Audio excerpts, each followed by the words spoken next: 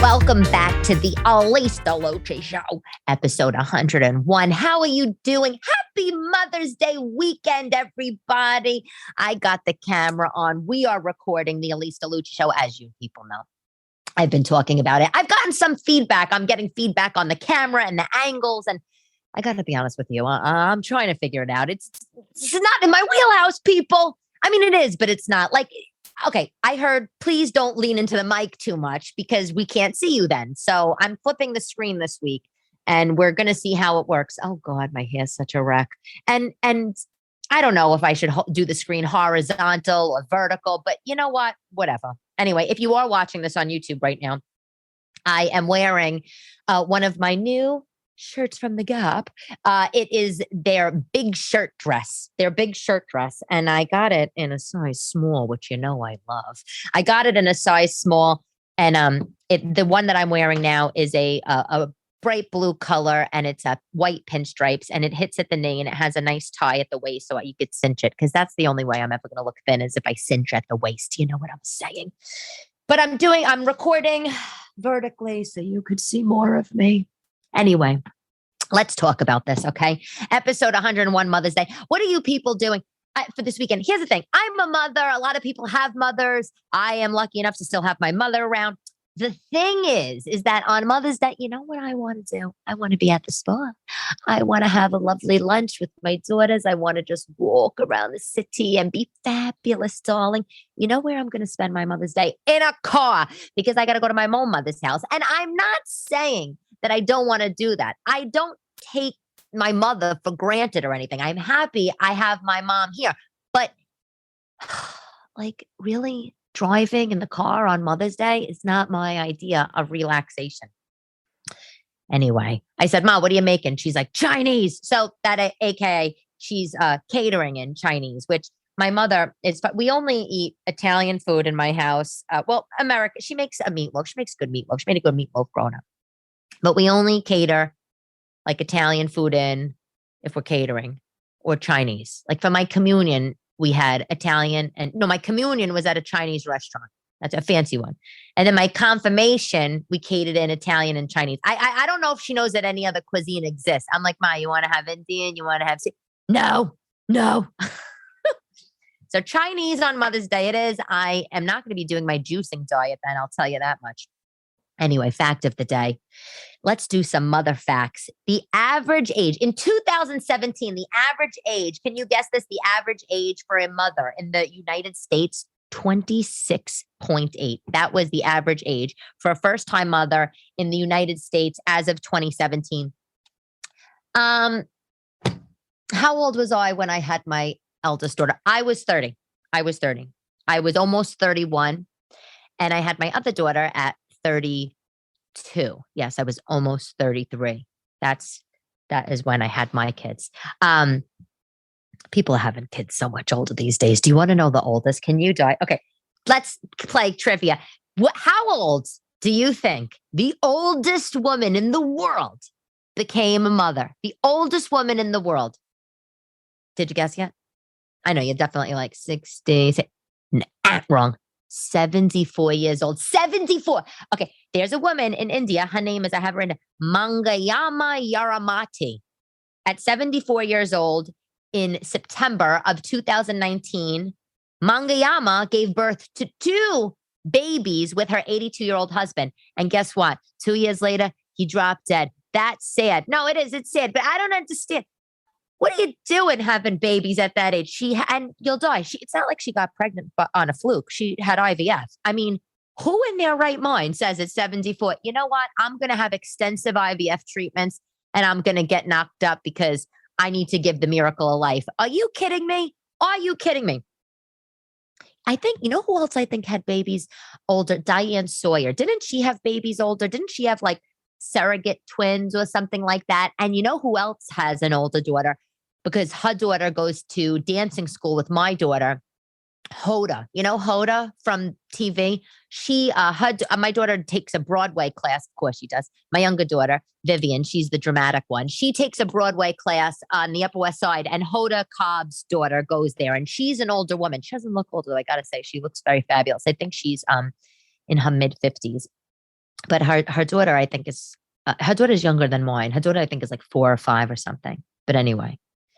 But you know what? Everybody's been celebrating Mother's Day for a long time. The Greeks started celebrating Mother's Day. They had spring celebrations in honor of Rhea. This is the goddess. I think that's how you pronounce it. It could be Rhea. I think it's Rhea, but the goddess of fertility, motherhood, and generation. So a happy Mother's Day to everybody. And I hope you're doing something nice. I hope you get a decent gift, like, something other than a macaroni picture frame. You know what I'm saying? Oh, I've had such a hell week. You have no idea. My daughter was sick, and and then I got her sick. People don't understand this. My boyfriend doesn't understand because he doesn't have kids, but it's like you have kids, and what people don't tell you is you're going to come home with every freaking germ virus that these kids have, and it's so skeevy. But my daughter went to school, whatever, this past week, and in the middle of the night, she started projectile vomiting all over my bed. She was in my bed. She said, I don't feel good. So I said, okay, come mommy's bed. And she started projectile. Hold on, I got to fix my bra. Oh, you know what? If you're watching, like, come on, you don't care. She sits up. She starts projectile vomiting all over my bed, in my sheets. And the worst, it was in the fitted sheet. So come on, you parents that are listening to this, you've been there, right? Like when I had to change the sheet, I had to pick the sheet up, like scoop it together. And it was like a puddle of swamp throw up. I'm sorry if you're eating. It was disgusting. And then she kept going in the bathroom, projectile. I'm getting upset. I'm getting agita just, thinking about this, but I felt bad. I felt so bad. And she was so sick, the next day, I didn't even sleep a wink. And my washing machine's in the basement, so I couldn't do anything about the sheets. I'm washing the sheets out in the tub at 3 a.m. Oh, I can't. But my poor little doll, she was sick for a few days. And then lo and behold, of course, I also got her sick. And let me tell you, what a torture. What a torture. I was projectile vomiting. And at one point, it just got ugly. I'm not even I'm going to spare you the details. I don't know what it was from, but I'm convinced it was my mother's like, you got COVID. No, we didn't get COVID. We took COVID tests. It came back negative, mother. But we're better. Thank God. I was upset because I had to not do some shows, but say la vie. It was better off. I don't know if you're watching. If you're watching, you're seeing that. Sorry, I just had to take a sip. I forget that I'm on like camera and audio, it's different. But I just took a sip of the juice. I made a juice last night. Carrot, pineapple, and ginger. I got this Hamilton Beach juicer. I didn't want to spend a lot of money. Okay. Years ago, I bought a juicer from Williams-Sonoma because I thought I was a big shot and I thought I was going to be juicing, like, hilarious. And I went into Williams-Sonoma and I was like, I'll take the best juicer you have. And they sell me this Breville or Breville, whatever it is. $500 juicer, waste of money, never used it, pain in the ass. And now I wanted a juicer to do my juicing diet that I'm on. And I bought this cheap $50, whatever, Hamilton Beach juicer. And I got to be honest, it's very good. And it has a wide mouth, so you could just like cut the apple in half and just throw it in there. But I've been doing juice. I've been having a juice in the morning. Like I've been having my coffee and a celery juice. And then again, in the middle of the day, I'll have another juice or a smoothie. And then I'll have whatever for dinner. So this juice, it's good. It's actually really good. Pineapple, carrot, and a little bit of ginger. It's a beautiful juice to drink. I got to be honest, because it tastes like juice. And my mother's like, juice is still sugar. It's like, okay, it's sugar, but I'm drinking carrots, Ma. I'm drinking carrots. It's not that bad. Because, I could go across the street to Dunkin', a Starbucks, and I get this dragon fruit refresher or whatever they have. Everybody's freaking raving about. Or I saw it in the window. Dunkin' has a thing. Mango, culotta, mango, pineapple. You know what that is? It probably pumped up with crack cocaine sugar in there. And one sip of that, and that's it. I'm a size 3 queen. I don't need that in my life. You know what I do need in my life, though, is that I was on Amazon trolling for Milani Spice lip liner. That's my favorite. And as I put in lip liners, I saw, they still have it as of this morning. Revlon Color Stay retractable lip liner in certain colors is on sale on Amazon for $1.91. So I bought like 3 of every color. That was $1.91 because I don't know. I just keep a few lip liners in all of my bags at all time, like a potpourri, So I thought I'd share that. You might find that helpful if you're a lip liner girl like me. And you know what else I've been loving, by the way? I've been loving that Egyptian magic cream I told you about. Remember I told you about that overnight, like oily moisturizer? Didn't know if I should use it or not. I got one for me and one for my sister for her birthday. I've been putting it on the Egyptian magic. I've been putting it on, you put it on your palmy hand, you make a little thing, you do the face at night. It's really good. And I don't have dry skin except in the winter. My skin is chapped in the winter, but my skin is like T-zone oily. If you're watching, you probably could see. But I'm telling you, it makes me look radiant. I feel like a goddess when I have Egyptian magic moisturizer on. I'm just saying. And if they shouldn't pay me for that, then I don't know what the hell I'm doing in this world. I was reading in a paper about, I don't know, weird food stuff. I don't know why. This is the only things I like to really read about, because all the politics, Roe versus Wade. I'm not even going to talk about it because I just can't. And I just whatever. But it's too political for me. I'm always like, don't you care about politics? No, you know what? Yes, I do, but no, I don't. Does that make sense? Yes, I do because it's important and because and I'm an upstanding citizen and I'm an adult and I'm like need to care. But no, because it stresses me out and it triggers my post-traumatic stress disorder. So I'd rather eat stuff about the new Jelly Belly flavors. Could you sue me? And one of the flavors, Cold Stone Creamery, an ice cream shop. Jelly Belly flavors, birthday cake, apple pie, strawberry blonde. I don't know. Yeah, I like regular jelly beans, Nothing is like black jelly beans. Oh, I love black jelly beans. I love a CVS brand bag of jelly beans. The green ones, I also like Spice Drops. Oh, I love Spice Drops. Love them. But, I never was I like Jelly Belly. Some of the flavors, they have lemonade flavor. And I'm like, oh, this is delicious. But then they have buttered popcorn and I'm gagging. I'm gagging over the bowl, They have a chocolate chip jelly bean. No, I don't want to eat chocolate chip jelly beans. If I'm going to eat chocolate chips, I'm having real chocolate. Hand in the bag. And you know what else I read? Oh, in the same article.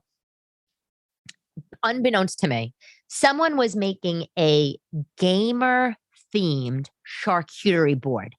And this is, you know how I feel about charcuterie boards. I feel that they were invented by the Italians, obviously, because we put meat and cheese on slabs of wood. That's it. I don't care what anybody else wants to say. I think the Italians, we could claim credit to that, along with lots of other things. But who's bragging here?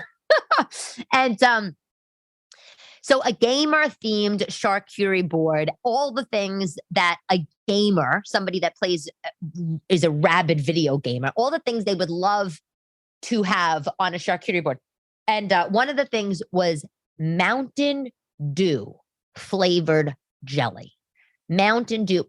Does that interest you? Does that really Mountain Dew flavored jelly? Like what? So you're going to take a piece of your brie, smear it on a cracker and get a little of that Mountain Dew jelly on there? Ugh. I never was a Mountain Dew fan. I think maybe when I was young, but they had the recipe. So I wanted to, it was 3 1/4 cups of Mountain Dew soda. So I what is that? 2 cans? I don't even know. Is that 2 cans? How many cups are in an ounce? And how many ounces? I think there's 12 ounces in a can, or is there 16? All right. 3 1/4 cups of Mountain Dew soda, 2 tablespoons of lemon juice, 4 1/2 cups of sugar, and 1 packet of gel pectin. And that's it. You boil the Mountain Dew and the lemon juice in a large pot. You bring it to a boil, you cool it, and then you follow the gel pectin directions. And then I think you got your jelly, which, jelly and jams are pretty easy to make. My girlfriend Priscilla makes them a lot. I have the gel pectin from the day I watched Pioneer Woman like 12 years ago, and I was like, oh, I'm going to starting to make jelly. And then, of course I never did. But it's a cute idea. If you have to go to somebody's house or you want to bring something, excuse me. Let me be honest. The juice is not as refreshing as a seltzer, but just saying. If you have to bring somebody something to their house for a party, I don't know, a themed charcuterie board is a cute idea. I wouldn't pay for one, but making one, it seems cute. Yeah, teach their own, to each their own. Also on the food note, I was talking to my mother because she used to order spices from a website online, and and then I ordered them and they were good. And then I saw this like website in a magazine. I said, was it the Spice House? And it was the spicehouse.com. She used to order spices from, and so did I. And when I was reading, they had this spice white cheddar cheese powder. I know it sounds gross. It's $8. It's $8. A white cheddar cheese powder from the spicehouse.com. Here's the thing. I love I love popcorn. Oh, I love popcorn. I love buttered popcorn. I love kettle corn.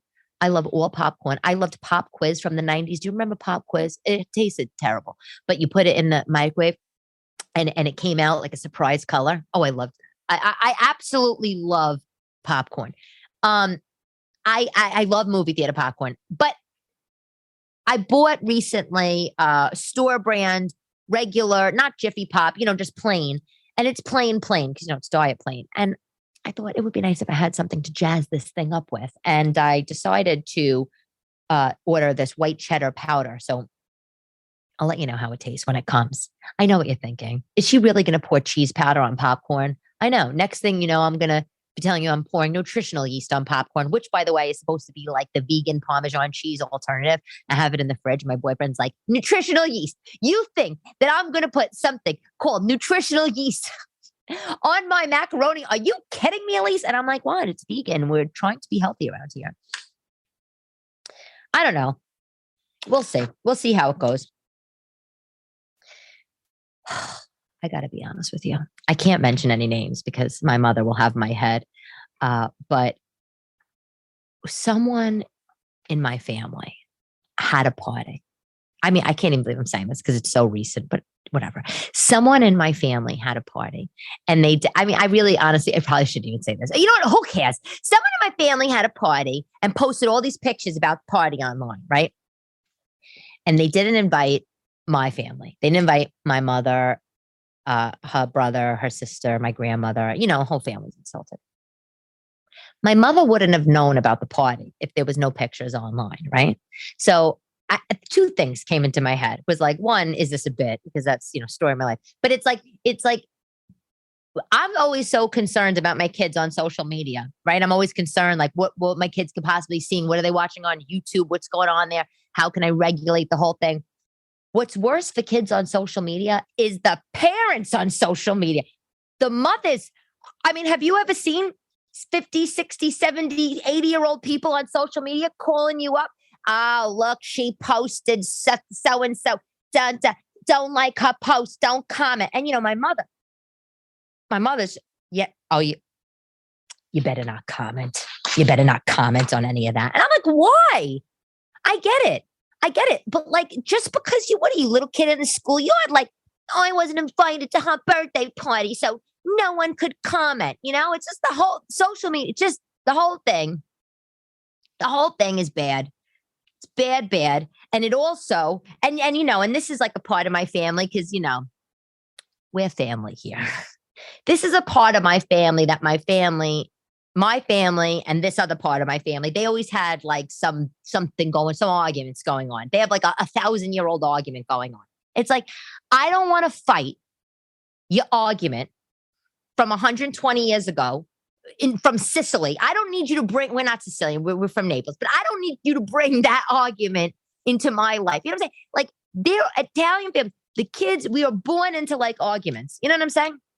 It's like, you're Italian and you have a baby, you might as well say, you know what? When this child's going to be born, when little Giuseppe's going to be born, Giuseppe's going to hate cousin Irma, cousin Joseph, cousin Anthony, because they're all dead to us because of an argument we had 120 years ago in Sicily. I mean, is that not the case? And it's like all the families and my mother's like, if you comment, it would be a grave disrespect to me. I'm just like, get the hell. Do you know how crazy you sound? A grave disrespect because I would comment on some 30,000 twice removed cousin's birthday post. Get the hell out of here.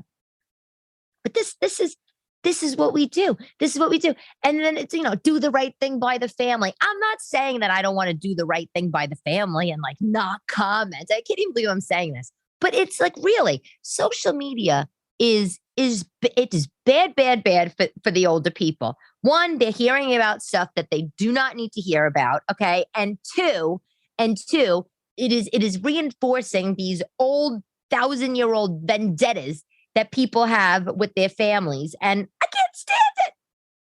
I just can't stand it. I mean, does your family have these kind of things? I honestly have never met an Italian that hasn't told me about someone's dead to them and some stupid. It's like ridiculous, honestly. And it's always on Facebook for some reason. It's always on Facebook.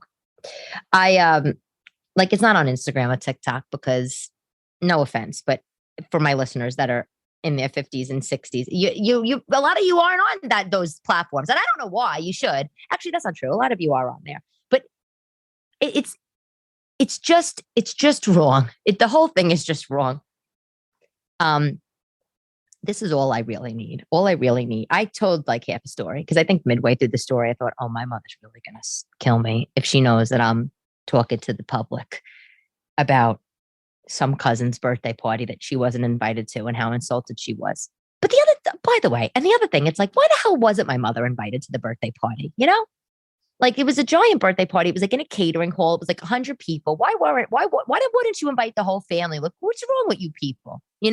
Like, what's the big deal? What skid off is it your nose? It just it extends a couple more invitations. You know why? Because people don't care. People don't care.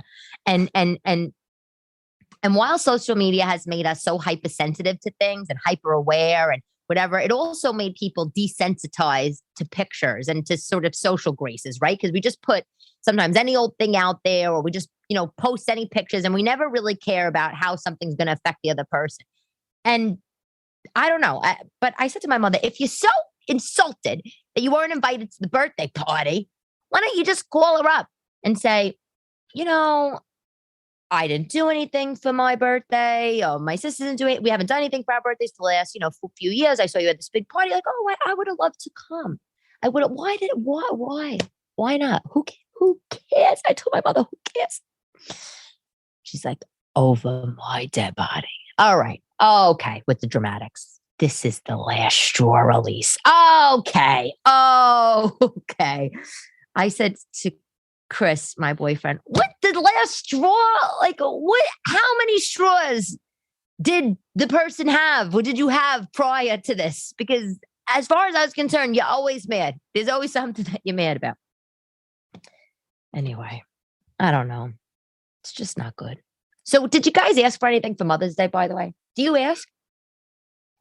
I mean, I have a great relationship with my ex, and sometimes, not when he drinks. I don't want to say he's an alcoholic. He's not an alcoholic, but he gets a little sharp-tongued when he drinks. I drinks. I can't, but I have no shame to tell him what I want. And I don't say anything like I want a check. I'm not like rude. Although that wouldn't be rude, it would be helpful, to be honest. But I told him I would love to get a massage. I would love to get a massage. I told him my favorite place in the city for a massage, if you ever want to go, it's a Japanese spa downtown, the Greenwich Hotel on Greenwich Street in Tribeca. It's owned by De Niro, by the way. And that's not why I'm impartial to it. But the Greenwich Hotel has a spa in there called the Shibui Spa. Shibui. It is amazing. It's a Japanese spa. They have a beautiful pool, like lounge area. They have really cool kimonos. I have a kimono obsession. I actually bought one of the robes when I was there one time because I just loved it so much. And to me, it's so zen. It's so relaxing. I've been to a lot of spas, but like there's the Great Jones Spa that I'll go to if I want like a air quotes cheap massage in Manhattan, and that's not cheap. And I'm not talking about a $15 nail salon massage. I'm talking about like if I wanted a $120 massage, which is not that cheap, but the Great Jones Spa is like the only place. Shibui is expensive. It's much pricier, but I love it. So I told my ex, I would love, mom. I said, mommy would love a massage at Shibui. Or I told him, Le Labo.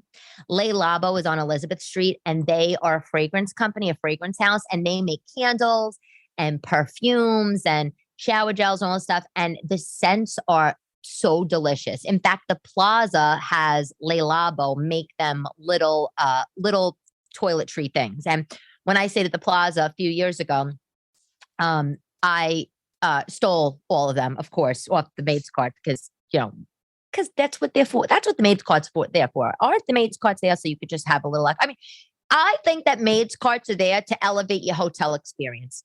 What's life if you can't like have a little fun? I mean, I'm not trying to get my kicks by drinking 5 brandies under the table. Like, I'll swipe a little extra shower gel. That does it for me. So they have this a couple of scents that I like. I told him I would like. He's not going to get that. And I also told him the last thing I told him, which he should have no problem getting, was I would love a 19th century English cookbook, particularly of baked goods, because I'm watching Downton Abbey and I'm super into it. And by the way, TV Talk show is fabulous.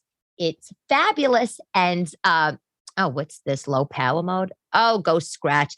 And sorry, I'm back. It was something with the camera. I just can't with this. I would love to make scones and cakes, like the real British style. I do for my kids. I make the fruitcake every year, but I really do think it's important to keep up with the kids' heritage. I mean, they are first generation American on my ex-husband's side. And so I really want to keep up with their British tradition. So I hope that he gets me that. He's not, because I got a text from him this morning that said, sorry, Elyse, darling, I've already gotten you a Mother's Day gift, which means he probably got me a card that the kids wrote. That's fine. But I am going to get the cookbook for myself. And you know where I'm going to get it? Big tip, big shopping tip right here. The 2 best cookbook stores in Manhattan. Oh my God. I feel like you probably don't even know this. Well, there's Argosy, right? On like 57th or 59th Street. That's fabulous. 5 floors of books, all kinds of antique books. But if you want just cooking books, the best collection of cooking books, 2 stores. Bonnie Slotnick's on the Lower East Side. Bonnie Slotnick is a woman. She's just amassed tons and tons of old vintage cookbooks. She sells them. She sells them with little trinkets, little Wedgwood eggs, little tchotchkes, little piece of Limoges, all this crap all over her store. Bonnie Slotnick's. I haven't been there in years, and I hope she's still open because that's where I'm going to go to look for the British baking book.